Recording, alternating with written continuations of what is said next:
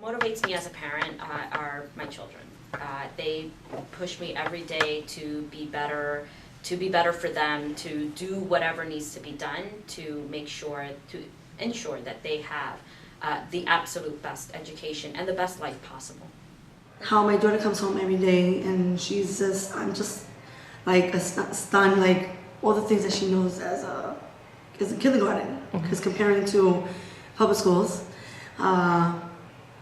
she's like really advanced, and the way she writes too is very neat.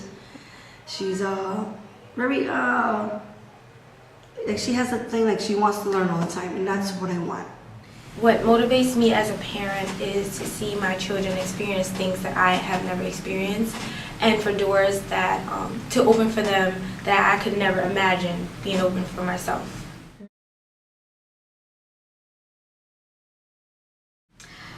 I was most anxious about, they had an issue from pre-K that they cried a lot. And so I was very anxious about them being separated. They had been in the same class in pre-K, now they were going to be separated. And I was really worried that they were just going to like not have a successful year.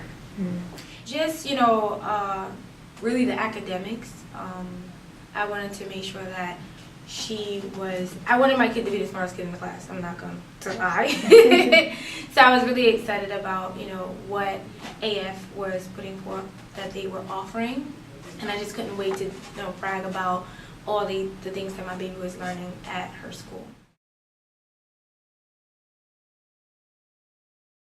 So in first grade,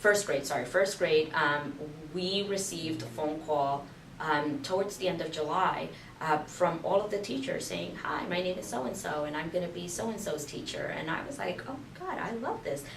It felt really good to be able to have that communication and know the name and the email address and telephone number ahead of time of who my child's teacher was going to be, and not walk into the first day of school like, who am I looking for? What's going on? And I feel like every other year I've walked into the school year that way. Like, I'm not sure where I'm going, who I'm going to see. I might get like the name of the classroom. That's about as much as I might get.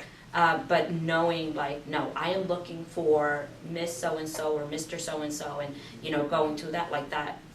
I mean, I felt like I was like 10 steps ahead of the game because I had already established a relationship with these teachers. Conversation about being a partner with the school, and not so much as, okay, the school is a separate entity from the parent or the home. It seemed like a team effort. It seemed like I was a part of the conversation.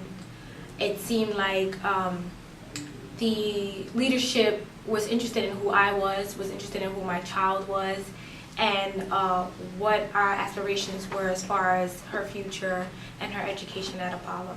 I got a phone call from Ms. Yang, and when Ms. Yang called, she spoke as if we knew each other for a long time. She was like, "Hey, I'm calling, calling from Achievement First as part, and I was calling to tell you that you was accepted to our new school." And I was like, "What?" And I kept on saying, "What?" And she was like, "Yeah." She's like, "Are you okay?" I'm like, "No." And right away, why were you not okay? I'm thinking about it because it's making me tears already.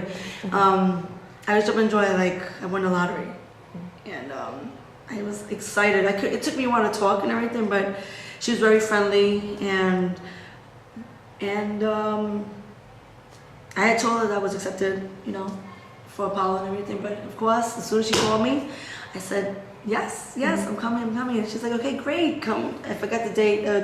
Was the first appointment, and the meeting together, and that's how it went. It was beautiful. And I cried, it was just the mind making me cry again. Yeah. Did you get a phone call from the other Achievement First schools that you? I got a letter from them. You got a letter. Saying that, congratulations, welcome to Apollo, and then I went to their appointment first. I signed my contract first with them, but then after that, like about 2-3 weeks later, that's when Ms. Jane called me. And you felt that phone call is what made the difference? Yeah. Probably like the first couple of weeks of homework. It was very, very, very tough because I felt like my daughter is in school from 7 to 4 and then had seemed like 2 hours of homework. So it was very overwhelming for us coming from preschool to this type of responsibility and expectation. And I was just nervous that I wasn't capable or prepared to support her in doing that work. Like, it took a lot of parenting to get a kid to sit through that whole day and then come home and do more work.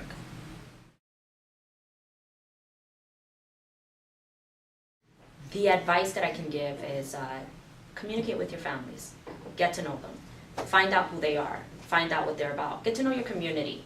A community walk, even changing the way you do the entrance of the new year and doing maybe a home visit and getting to know your families like that, seeing what's really going on with these families and understanding them at their core will make you that much more successful in the school year, because you will just be that much more prepared to handle whatever it is that actually comes up. I would tell him that his most important allies is his parents, and that he should lean on them for all kinds of support. Parents are very resourceful. Parents are always looking for the newest, most innovative way to make their child the most smartest child in the world. So they have a lot of ideas, and we are thinking about how to support the school, but just don't know what areas. So just creating a system where parents can lend their support and their advice and be resourceful parents that they want to be, because it doesn't have to be two separate entities. It doesn't have to be homeschool. It can be one group of people.